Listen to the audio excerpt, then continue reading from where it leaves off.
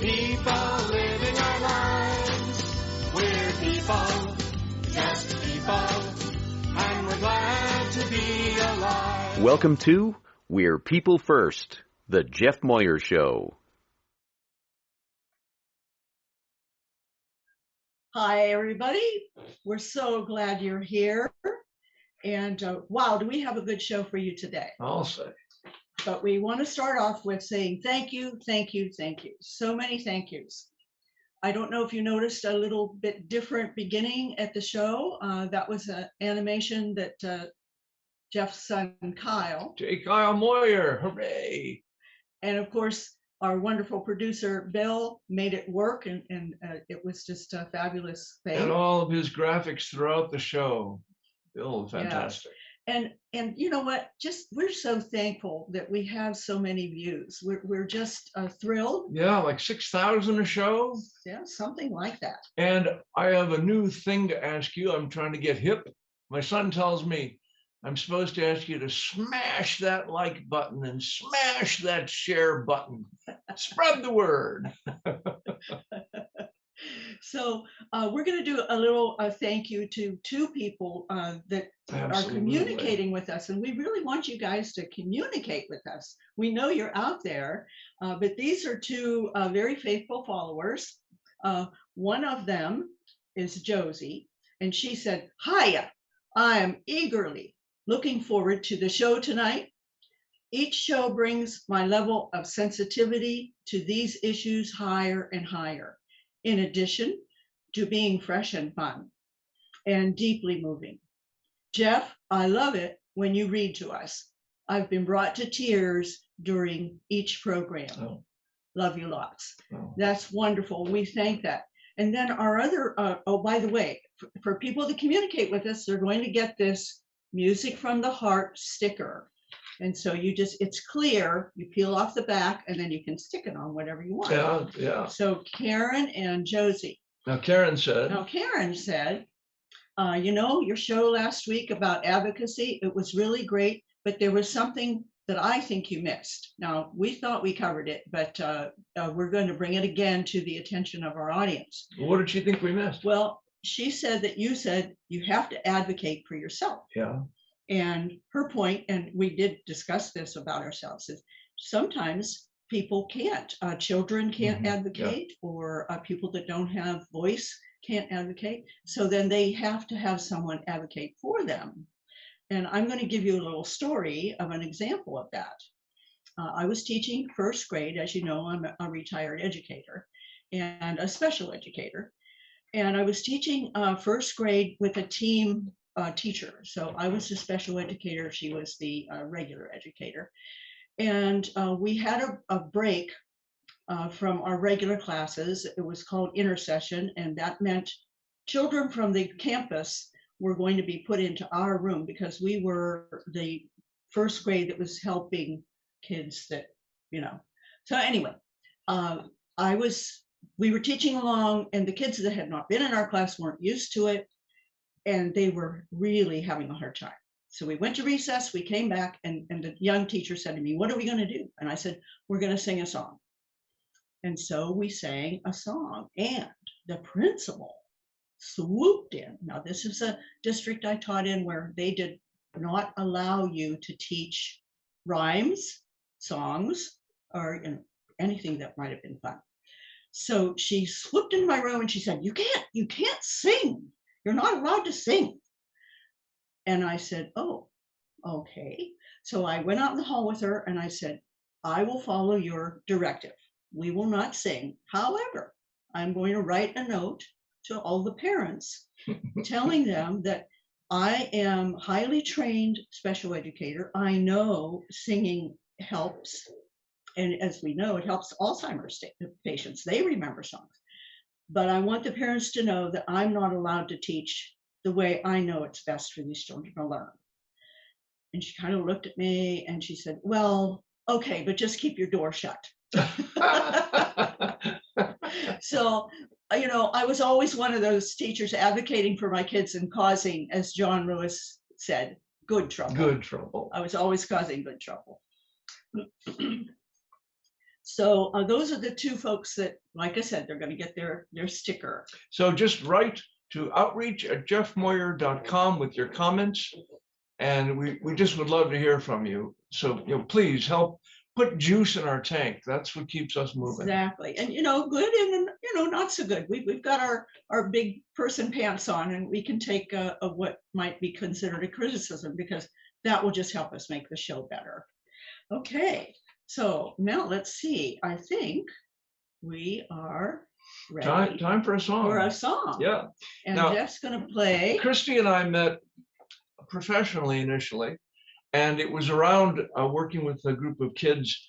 I don't want to get into that story, but I was teaching them songs from my collection, We're People First. This is one of the songs, and it leads right to the topic of the day, singing.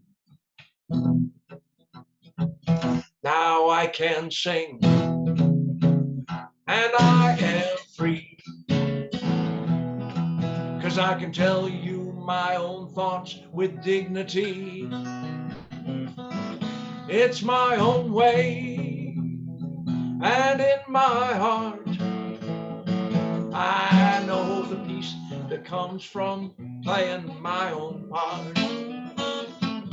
Now some may sing their thoughts in song, some may speak with slower speech, but none are wrong. Our thoughts will rise like birds on wing,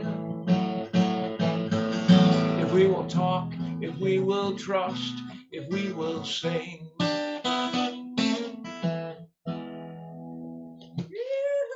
And you know what? I did forget something. We're in Jeff's studio. I want to describe, what we've got on, because we're going Hawaiian on you. And so Jeff is in his Hawaiian shirt, and I'm in a flowery kind of tunic. And so get used to the summer look. This is the summer look for the Jeff. Go on to the bow tie. For a while, anyway. Now, back to what I did with Jeff's songs. His songs are a wonderful way to teach the English language.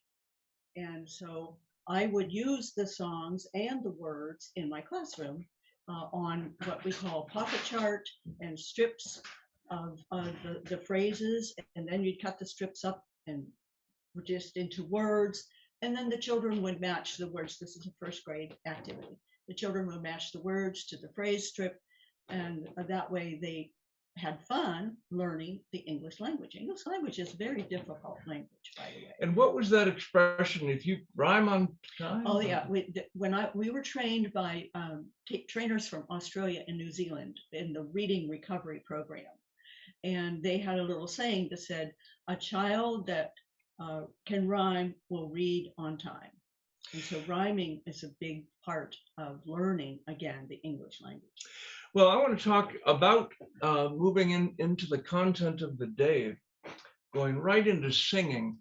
My belief is that when we hear instrumental music, like bum bum bum bum bum bum bum bum, we get feeling, but we don't know what the thought is. Now, if we put words to it, 110 in the shade, now you know it's a song about climate crisis.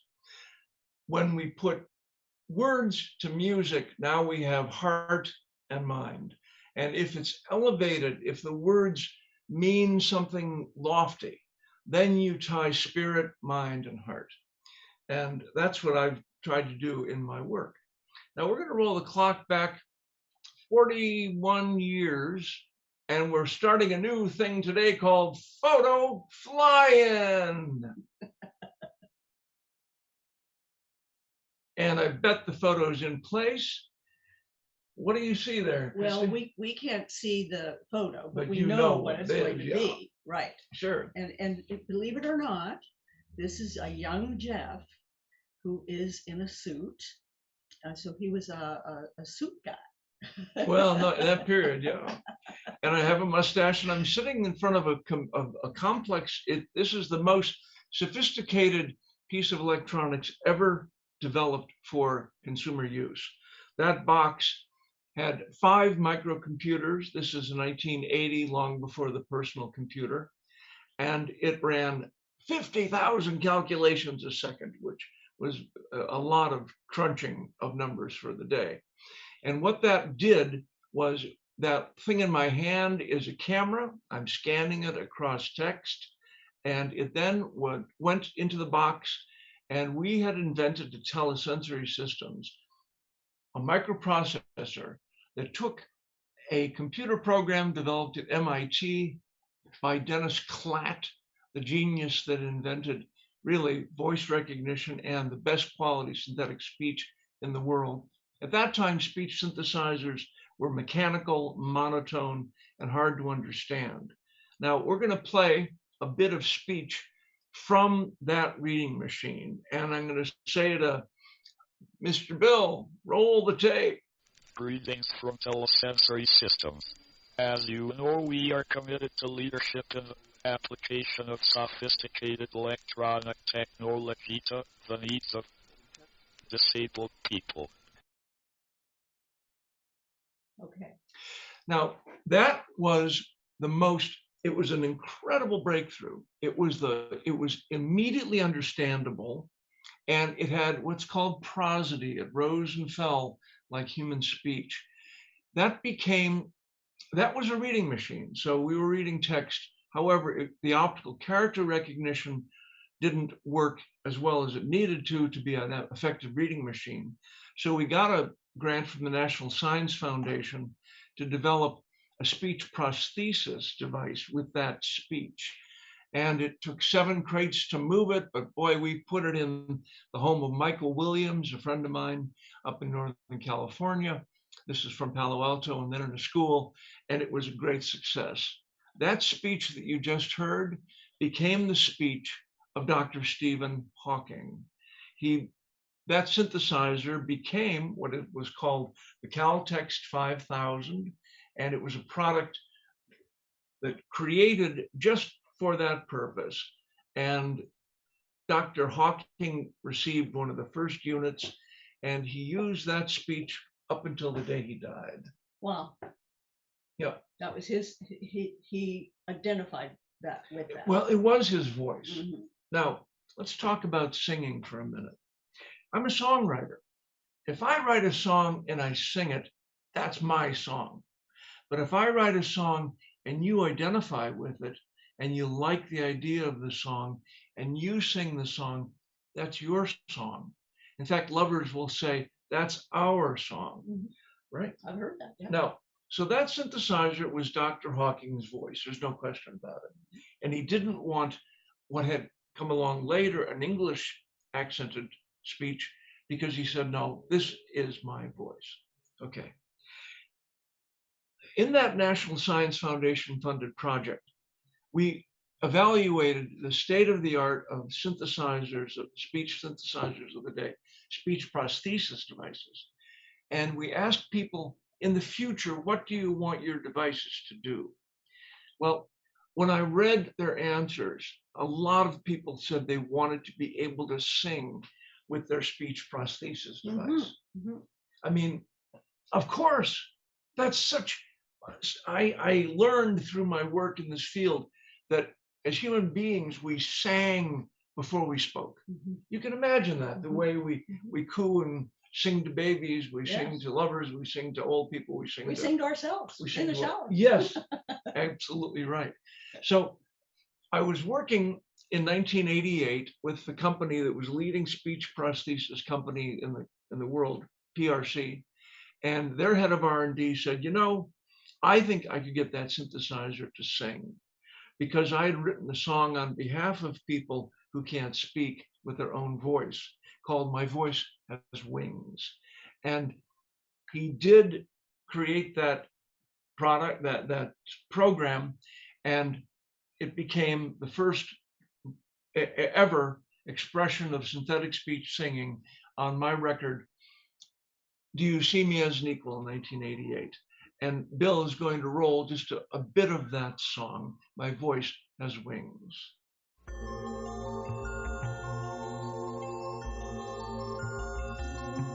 There are walls of solid granite There are walls of brick and steel.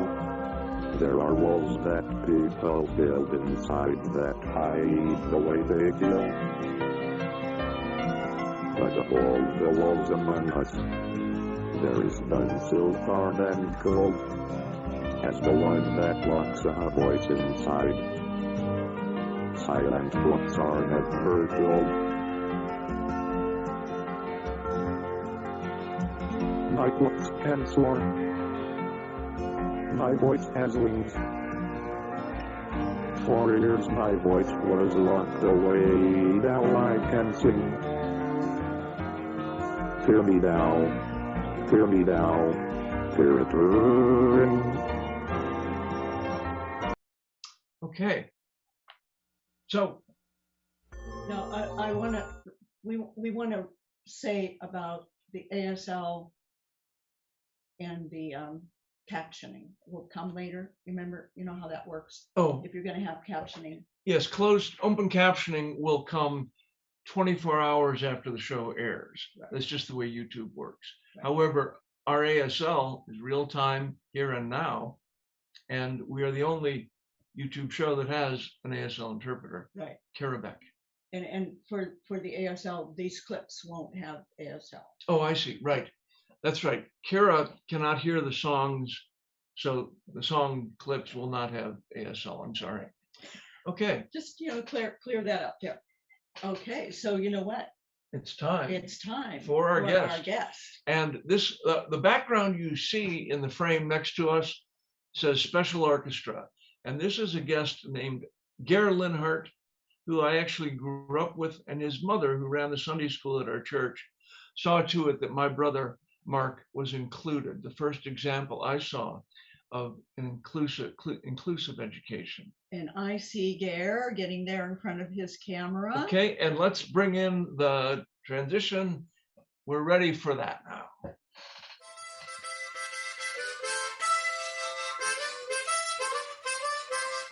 Hello. Hi.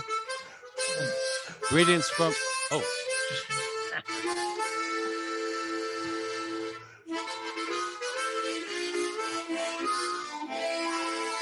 Guest interview. Okay, Gare. Sorry, Gary, we can't. You and I cannot hear what's going on with the show, so that's okay. Which is fine. All right, Gary Linhart, founder of Special Orchestra, author of 4 books, and my longtime friend. How are you, Gary? I'm fine, and I'm very fine. And thank you for mentioning that about my mom. I didn't know that until yesterday when you mentioned it when we were talking. But greetings, everybody, from the 400-year-old village of La Joya, New Mexico, corporate headquarters of Special Orchestra, Inc. And we're a nonprofit organization, and we help kids and adults of all ability levels and disabilities to share in the joy of making music. Well, Gary, I know that your background ties in with mine in so many ways. Tell us about what first awakened in you this interest. Well, gosh, do you know that Jeff and I grew up in a very culturally diverse, musically diverse community of East Cleveland, Ohio? We had music of all sorts. We had the fantastic Cleveland Symphony Orchestra. We had Appalachian people with their country music from Tennessee and Kentucky. We had polkas. We had all the great blues, folk, and jazz musicians came through Cleveland and played routinely, and some of them lived there, and we met some of them, we knew some of them, and it was a fabulous background for Jeff and I, and that sort of helped us on the road we eventually traveled. But I mean, Garrett, when you got into, tell us about when you worked in the state institution. All righty. Well, I'll tell you what happened. I got to go back a little bit, though. I should probably say that after high school, I worked very hard to become a college dropout. Wasn't easy. Took a couple years, but I went from straight A's to straight F's, no shows, and I guess I was fed up with K through 12 and more education after all that time, and I stuck out my thumb and I rode west for the first of many times, and then I got back to our old town of Cleveland, and I suppose I heard the mermaids singing from the rocks, and I became a band leader. And I had blues and rock and roll bands. And then by and by, I went to London, England, and spent the best part of the year over there in the UK, performing with patchy success, but having a lot of great times and memories and experiences. But I was fed up with being a broke musician most of the time. And so I worked hard with an old buddy of mine out here in La Jolla, New Mexico, and was able to purchase a 100-year-old adobe ruin that had been a winery. And this was in the mid 80s now. And I got this old place, that's where I'm sitting right now, by the way.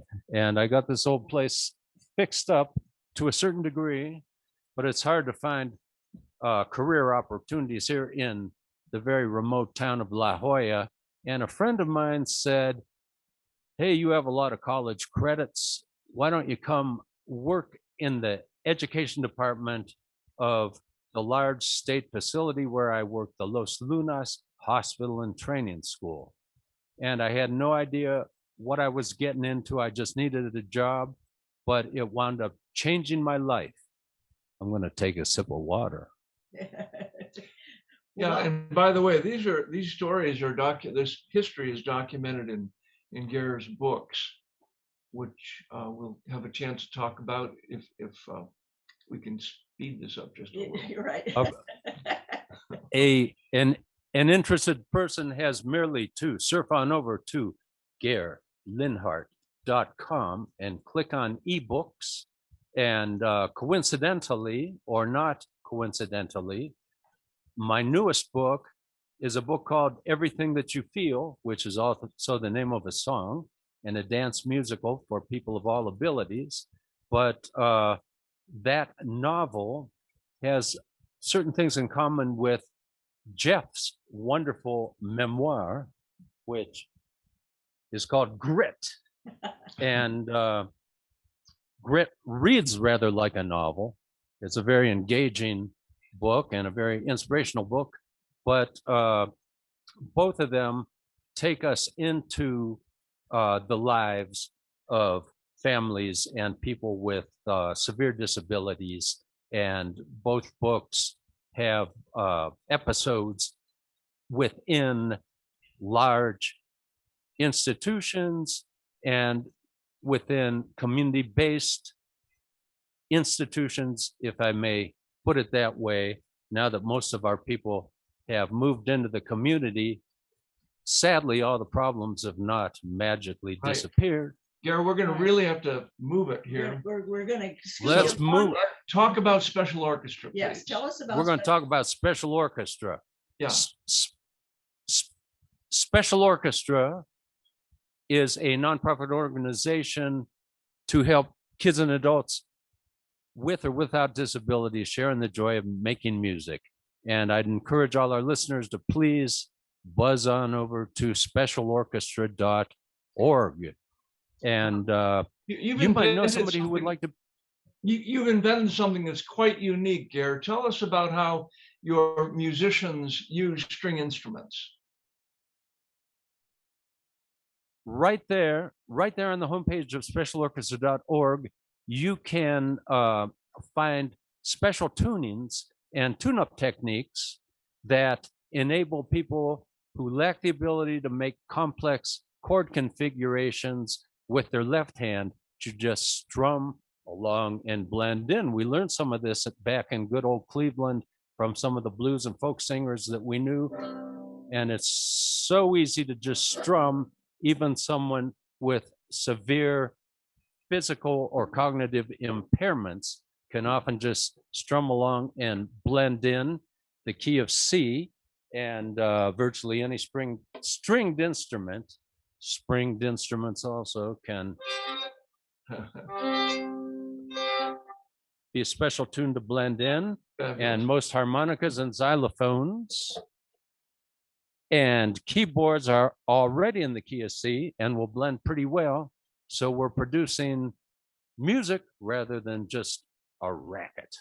Well, I know we had the privilege of seeing one of your performances when we visited you, and we're going to show our audience some of that. Isn't there a clip for that, Jeff? There is, and I'm sorry that we don't have more time, Gary. Your background and your writing is wonderful, and I recommend that anyone interested in the history that we have moved through to this point in our cultural history, check out Gary's new book, Everything You Feel, and all of his books at GARLINHART.com. And what? And you know, the all of the proceeds go to Special Orchestra, right? So yes. And Gary is really this is something totally unique and remarkable.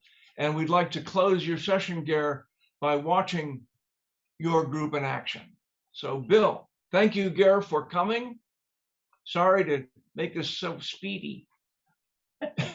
He's Thanks, Jeff. Okay. Thanks, Jeff, so much. Thank you. You're welcome. Roll the tape.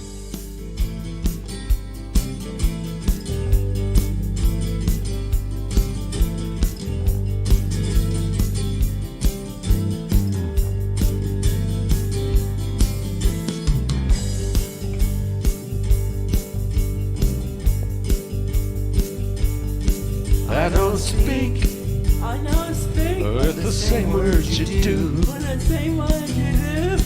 but everything that you feel, I can feel too. Yeah, I can feel it, feel it, feel it, feel it too. Yeah, I can feel it, feel it, feel it, feel it too. I can't hear all you're saying to me, but we're the same. We wanna be happy and free. Yeah, we wanna be happy and free. Yeah, we wanna be happy and free. And if you'll look into my soul, swing or look into my smile, I can tell you all about me. You can learn to read my style and everything that you feel, I can feel too.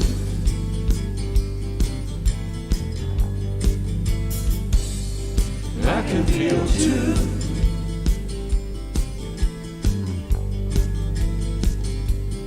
I can feel too.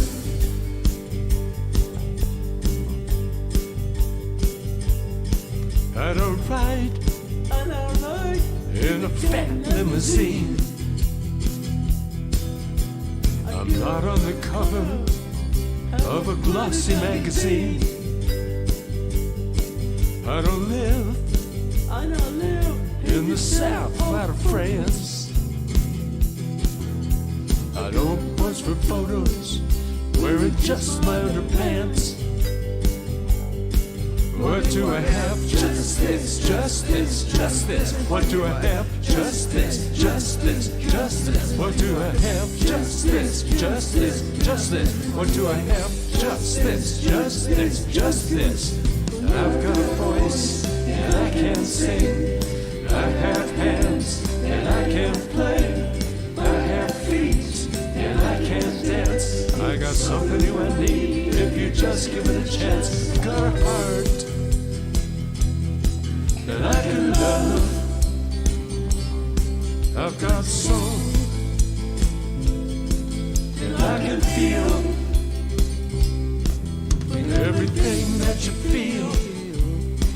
can feel too.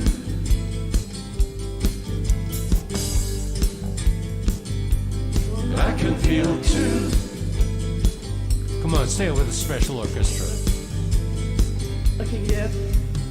I've got a voice and I can't sing. I have hands. I have hands and I can play. I have feet and I can dance. I got something Something I need if you just give it a chance. I've got a heart and I can love. I've got soul and I can feel everything that you feel. I can feel too.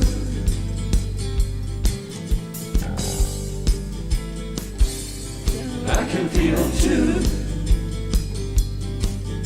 Let's end it, Brian. Listen to it. I can feel too.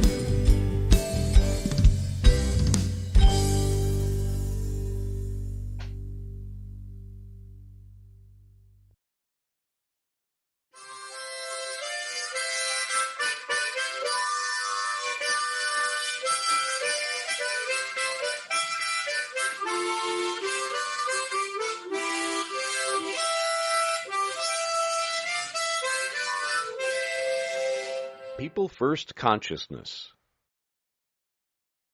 So Jeff, we need to say that Gare does performances around New Mexico for sure. I'm not sure if he goes out of the state, but I wanted to make sure people know that he's on the road. That's right, available for hire, for contribution.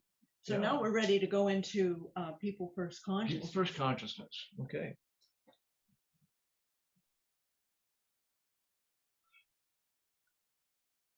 Go. Okay. You know, we have a system, but I don't always respond to it. So going back to the idea of singing with speech synthesizers. So that first song that you heard, My Voice Was Wings, a couple months after the album was released, I was at a conference in Washington, D.C. The keynote was given by a man named Robert Williams, who has severe cerebral palsy. And he was the first director of the Developmental Disabilities Administration under Ronald Reagan. And he gave the keynote using that same synthesizer and then closed with that song. It was his song. Now, we moved on in the technology, and the next stage was Cliff Kushler, the guy that did the programming of My Voice Has Wings, was able to program a couple of my songs onto chips that were installed. Just one person had the chip, and they could sing the song. And that person varied. They burned more than one chip, but I did many performances with people using those devices. And it also was recorded on two of my albums.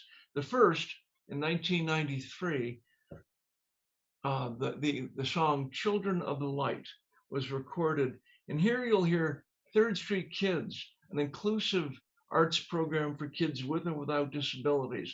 One of the boys who also had cerebral palsy is using his communicator to sing. So we're going to listen to a little roll of that now. Children of the Light.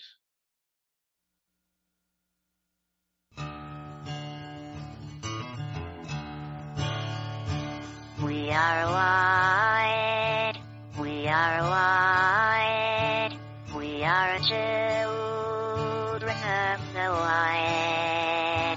With each breath we know that light. We are children of the light. See the sun with radiant power. See the light in bird and flower. For all creatures are empowered by the light, the living light.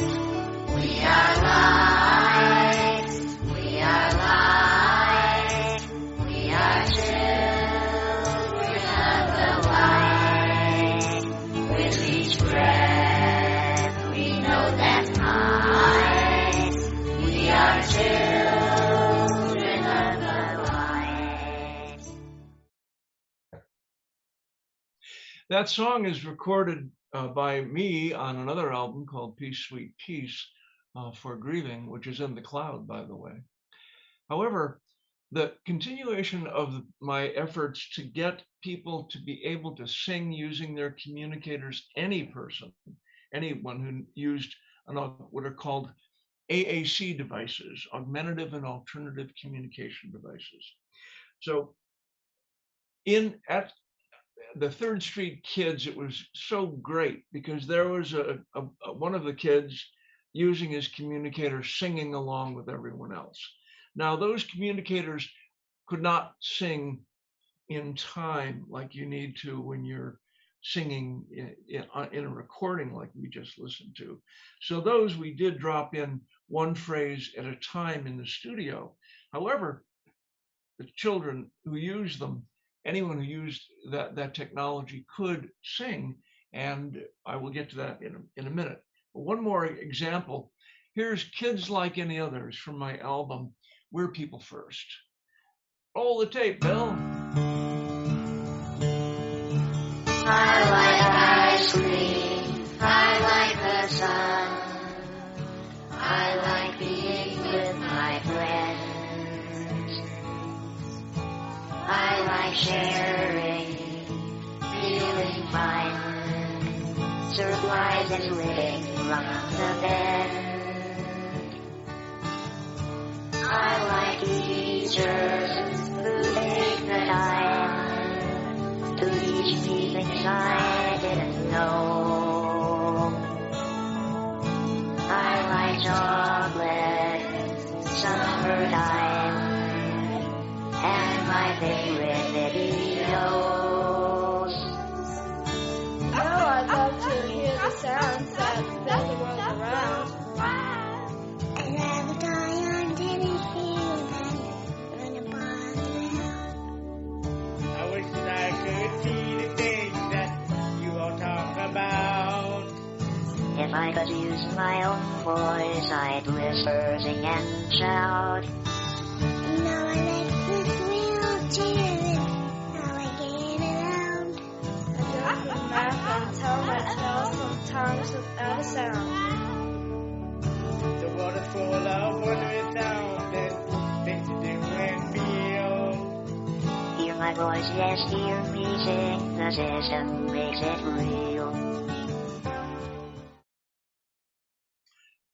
Yeah, that was really an exciting time to watch that technology evolve.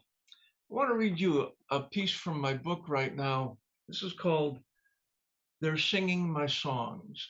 And this is from Grit, and it catches up now to, this is 2001. And the man who invited me to do this work has, I just learned, passed away last year, a great friend to the people, to all people, particularly people whose voices are in the technology that is of today. But Bruce Baker and his Pittsburgh Employment Conference. Here we go. They're singing my song. My father shaped my ethos about music as a gentle background and loving bond that drew people together through community singing. In 2001, 21 years after his death, I sat in the lobby of a Pittsburgh hotel and listened to a few dozen people sing various songs that I had written, using the wonderful array of voices that were selected through their 21st century AAC, augmentative alternative communication systems. The song files were downloaded into their devices from the laptop of an engineer from PRC, the world leader in AAC devices. This was not the first time I had heard such singing, but it was the first time I had been so anonymously present and heard so many AAC singers singing my song. Several different system users were singing My Voice as Wings. There were 13 songs available in total, and lyric sheets enabled participants of the Pittsburgh Employment Conference to listen and read and see if they wanted to sing some of these songs. Those interested lined up in their wheelchairs to have the songs they had chosen downloaded into their communicators. My interest and involvement with AAC singing has had many other fine moments along the way. I have performed duets with AAC singers, since 1990 before many audiences. After our first AAC recording, Cliff Kushler, the PRC programmer, with whom I worked, subsequently programmed many songs I had written for PRC systems. I've sung on stage with at company events. Several of my songs were burned on computer chips to be installed of a young man with cerebral palsy for recording and performances by Third Street Kids, a performing arts group in Tucson, Arizona, for which I was music director. By 1991, AAC users could select a voice from a catalog of 8, which allowed them to have a voice that matched their gender, age, and personality. A song I wrote for PRC, We Are Growing, was programmed into all the new AAC devices. A few of those songs, sung by AAC systems, can be heard on several of my later albums. They were followed in 1997 by the release of a project that really gave wings to many voices. Kevin Thomas is the father of Angie, another musical AAC user in Indiana. Kevin programmed all the songs from My People First, my album published in 1995 with the print activity guide, We're People First. One track from We're People First is a recording of Third Street Kids. You've just heard that. You've heard that. Okay. The reading is in my ears. I'm reading along here. Kevin wrote the song code for all the songs, plus my voice as wings, in both male and female pitch ranges. We released a computer disc of those files in 1997. Then, in 2000, we burned the AAC song files directly onto the We're People First enhanced product CD. It was those files converted by PRC engineers to drive the new software-based synthesizer, which today power the voices of current AAC users. But that day in Pittsburgh, I sat thinking of my father and how his sweet love of community music inspired and shaped my approach to singing. Thank you, Dad. Without you, I doubt that I would have understood the importance of giving wings to voice.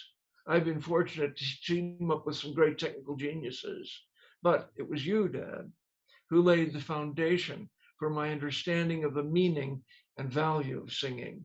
Your voice is silent, but for many, many others, wings of song now lift beyond the barriers of limitation.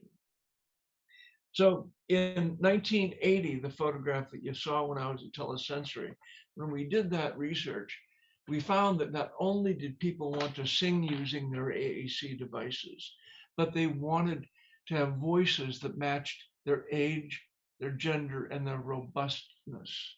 So for example, today, if I was using such a device, I could have the voice of an older man rather than a young, robust one.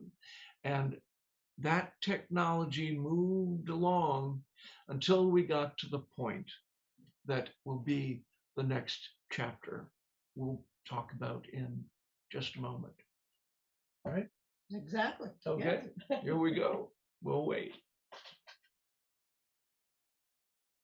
Yes. Okay. 1, 2, 3, 4.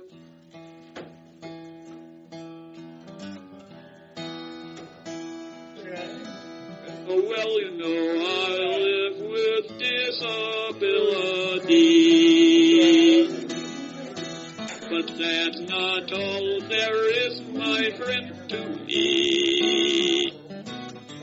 Sometimes I don't get even a chance to move within the loving friendship dance. I think it is a mad drums or my fault. I've heard it said that loneliness can kill.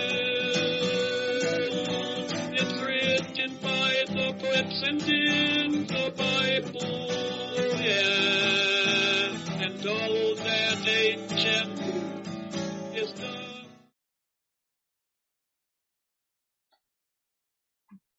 The song's over. Okay. That was what you were hearing was a guy at a camp. I was playing a working at a camp in Wisconsin. There were 4 AAC users, 13 songs to choose from. They could each have 3 in their device. That's all the room there was. And they each chose 3 different songs.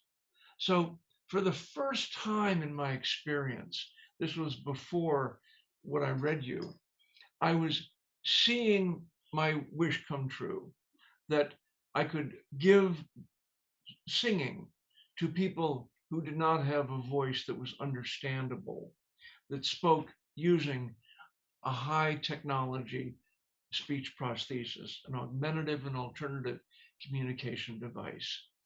And to watch a young man sing with joy and excitement, and I was able to do a duet with him, as you heard, playing guitar and singing harmony.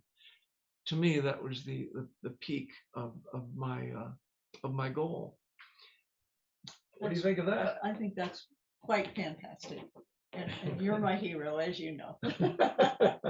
And you're mine. Yeah, it's wonderful when you're married to your hero. Or my Shiro, I guess. Shiro, right? Is it about time to wrap this? Are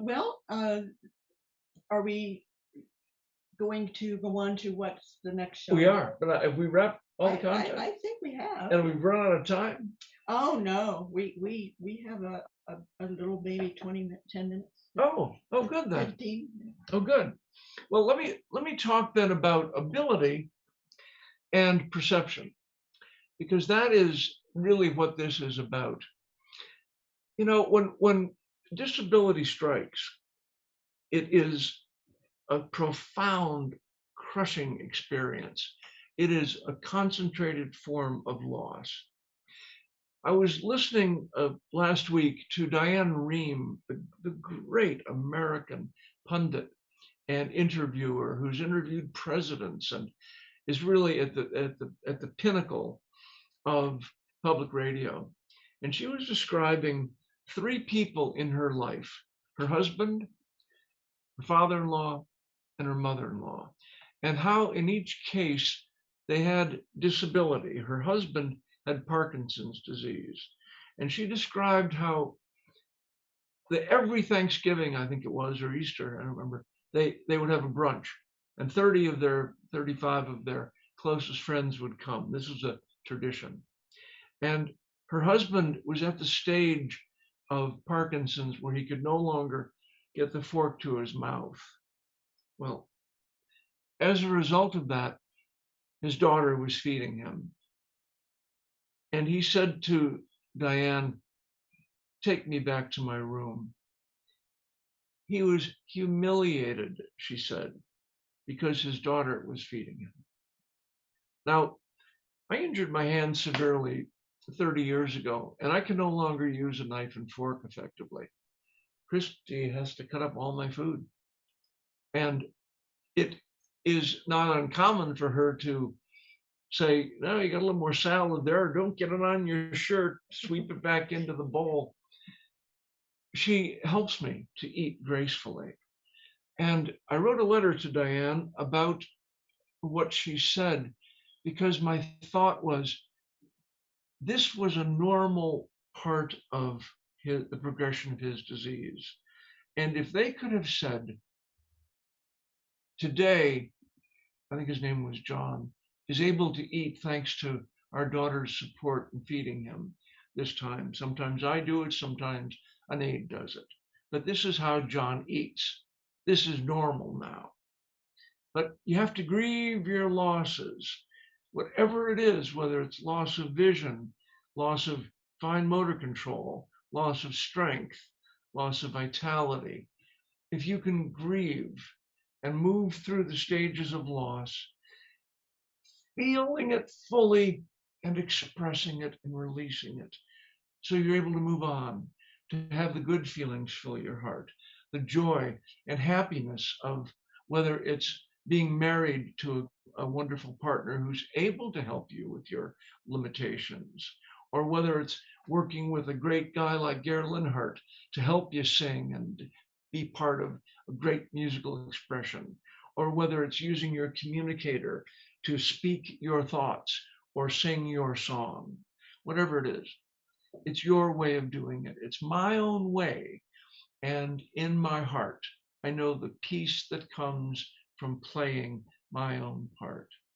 The second story Diane told was about her mother-in-law who had needed a hip replacement but refused to have it and lived in severe pain, and as a result was in misery. I don't remember what the outcome was, but it wasn't good. And I need 2 new knees, but I'm not going to get them either. I live wearing knee braces, and I'm in severe and chronic pain from donating my kidney. And I take pain medication, and I wear braces, and I have to advocate constantly to get my pain medication. You're kind of like the bionic man, aren't you? I'm like the bionic bound man. Anyway, gloves, stomach binder, knee binders, special glasses, hearing aids. I won't take my teeth out during the show, I promise, though. Anyway, so I wrote to her and I said, Diane, if your mother-in-law could have understood that by positioning, if she was using a reclining wheelchair, she could have taken the stress off her hips, and I'll bet she could have found comfort. And of course, getting pain medication is not easy. A report by National Institutes of Health 20 years ago said that 115 million Americans rather, live with chronic pain, and yet untreated, because opioid epidemic now has put the clamp on people getting their needs met using the effective pain medications of the day. The third example she gave was of her father-in-law who had an idyllic farmhouse, was going to live out his days, and he developed macular degeneration and could no longer do the things independently he'd previously done. And he said, I can no longer live here. This part of my life is over. And I said, through rehabilitation teaching, low vision aids, assistive technology, human help, he could have gotten his needs met and stayed there. But she didn't understand what can be done, not only with grieving and releasing, but then turning and looking for where the resources are to get us to the next step in life so that we can live effectively with whatever our limitations are. As Thomas Jefferson wrote, we are created equal, but we are not created to be able to do all things equally well. And with adaptation, assistive technology, innovation, and keeping your eye on the prize, much can be accomplished. We live in the golden age for living effectively with disability, but it all comes down primarily to attitude. I think we've covered that. Well, I think, but you know what? It did remind me of a story that you said when you were younger, and I think you were feeling unsure about asking for help, and you got an insight. Oh, yes. Yeah. But before we go on, our poor producer, we've kind of meshed from People First Consciousness to Instrument Corner. Yeah. So we're okay with it, and you're just going to continue on. So the Instrument Corner was about using your voice for singing. Yeah, the Instrument Corner was going to be that piece that we played earlier, where the young man I was doing a duet with him. That was the conclusion of my development of synthetic speech singing. Right. Yeah. Right. So, but what the story you were telling? Right. You said I was in an airport. Yes, exactly. Right. And it was announced, I was traveling all over the country in those days. It was announced that our flight was going to be delayed by 4 hours. And a universal groan went up from the waiting area. And I counted how many times I was going to I was totally blind, call out, excuse me, could someone give me a hand? It was amazing how you could walk up to a line of people and you asked, and silence fell. Oh, I don't know, blind man, you know how to blind man? And ultimately, the wife of the pastor, or maybe Mormon missionary kids, or someone who had helping in their genes would come up. But I counted 11 times I was going to have to ask for help. and I groaned. And then I actually heard a voice in my head say, don't you realize that every time someone helps you, they're doing something of value. It may be the only time in that day or in that month when they help someone who really needs immediate help. Okay. And I, just that fast, I realized that asking for help is a partnership. It's a give and it's a take. Exactly. And just the other day, Jeff and I were standing in a department store. It was a long line for checkout, and I had to leave him to go do another thing. And there was a very nice young man standing in front of us, and I just said to him, could you help my husband? He's blind, and I have to leave him for a moment, a few minutes, but I'll be right back. Now, I would have said all that had Christy not been there. But he was, the fellow was just wonderful. Ended up, he was a scientist, correct? Yeah. And we ended up having a long chat with him because of the line. It took so long. But you do have to ask for help. But the interesting thing about that too was that his father had lost vision, and he was getting insights by talking to me about his dad. I thought that was really, I thought that was really good too. Yes. So it kind of brings us right back to what we said last week about being an advocate for yourself. It is so important. And if you are with somebody that can't advocate for themselves, then you step up and do that, as I did with my students and caused good trouble. And as Gary Linhart does with his special orchestra folks, and as we do with this show, helping everyone see the normalcy of all aspects of living in the human condition. Now we have just a few more minutes, so let's talk about next week. Okay. Or, I'm sorry, next show. It's in 2 weeks, next show. All right, well, let me just close out this one by saying that if you're able to adjust your attitude so that you see other people, however they're doing what they're doing, as whole, not seeing them as the other. Exactly. But we're all in this together. And people with disabilities have lived with depression just as so many other groups have. Women and let's see, in fact, we made up an acronym about people of color. Let's see, Black, Indigenous, queer, and people of color. Yeah. And people with disabilities and women, all have been oppressed. So if we can see each other as whole, and if we can recognize that if advocacy is needed, it may be up to us, and if we can join together in common cause, then we're going to find that we will achieve a far greater level of peace, sweet peace. Now tell us about next week.